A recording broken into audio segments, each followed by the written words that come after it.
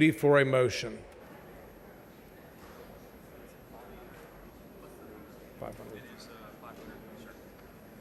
Thank you, Mr. Speaker and members. I move to suspend all necessary rules to take up and consider House Resolution 500. All right, you've heard the motion. Is there any objection? The chair hears none. The rules are suspended. Following resolution, the clerk will read the resolution. H.R. number 500 by Moody, recognizing March 21st, 2025 as World Down Syndrome Day at the state capitol. The chair recognizes Mr. Moody to explain the resolution.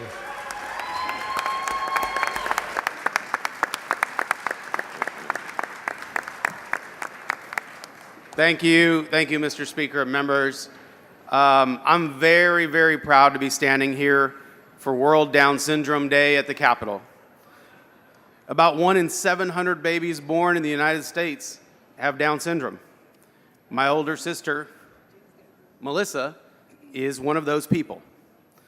There was a time when that diagnosis meant a life in the shadows of our society. I'll never forget her experience in school growing up. They segregated her into a special class, and when they ate lunch, they were literally hidden away from the other kids behind a curtain. The expectation was that the lives these kids would lead were lives of being neither seen nor heard, lives of not doing anything or being anything meaningful. I hope that seems obviously wrong to everyone here, and it was. Melissa, like so many other people with Down syndrome, has lived an incredible life of achievement and visibility.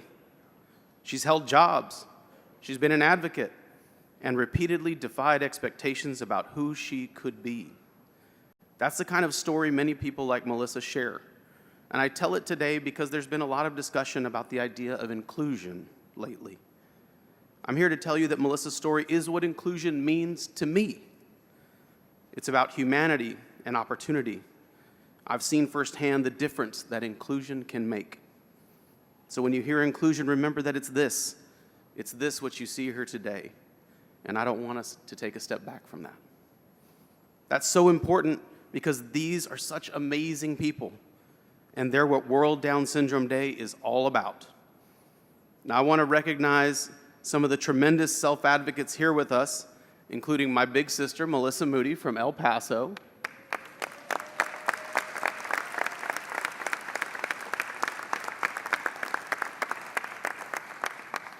We also have Lauren Fairchild from Roanoke.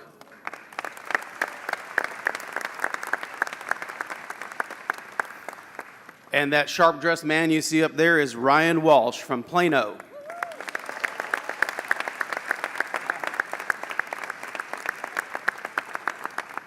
I also want to recognize the various groups from around the state that are joining us. If y'all want to stand up in the gallery, we have the Down Syndrome Association of Central Texas, the Down Syndrome Association of Houston, the Down Syndrome Association of South Texas,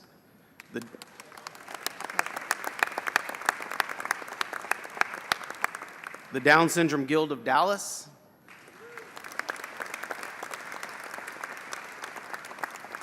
the Down Syndrome Partnership of North Texas, the El Paso Community Foundation, Gigi's Playhouse of El Paso, Gigi's Playhouse of Sugarland, the Rio Grande Valley Down Syndrome Association, and the Arc of Greater Beaumont.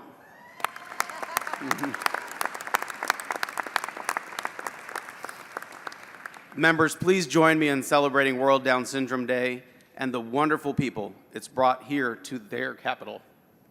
I move adoption.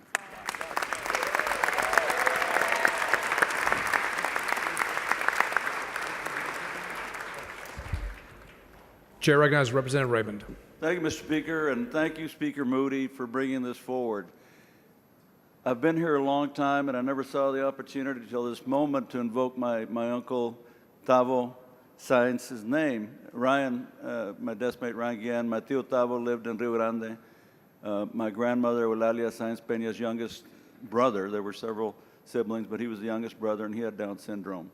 So since I was a little kid, I grew up around my tío Tavo, who was a wonderful, wonderful person.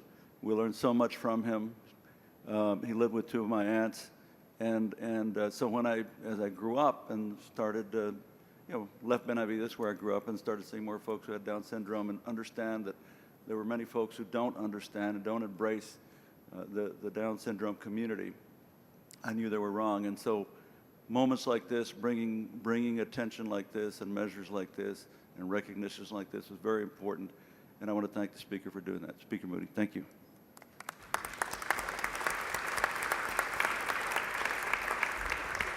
Chair recognizes Representative Rosenthal. Thank you, Mr. Speaker, and thank you, members, for standing for this. And in the gallery, it's so important for us to recognize. So first, I want to point out Down Syndrome Association of Houston, Mike, Roberts, and Alantha. Thank you for being here today and visiting with us. What I want to say about these folks is they're not looking for pity or a handout. They just want to engage and experience life like the rest of us. They want to be contributing members of society. They want to be self-sufficient. They want to do on their own. And I just want to take a second to have all of you, my colleagues, recognize that there is so much more that we can do to help them from this body. You know, Texas is one of the lowest funding totals or per person in the country for IDD causes and care. And so please take it on your hearts to help these folks just contribute to society and live with the decency and dignity they deserve. So thank you, Mr. Speaker, and thank you, Joe Moody, for bringing the resolution. I appreciate it.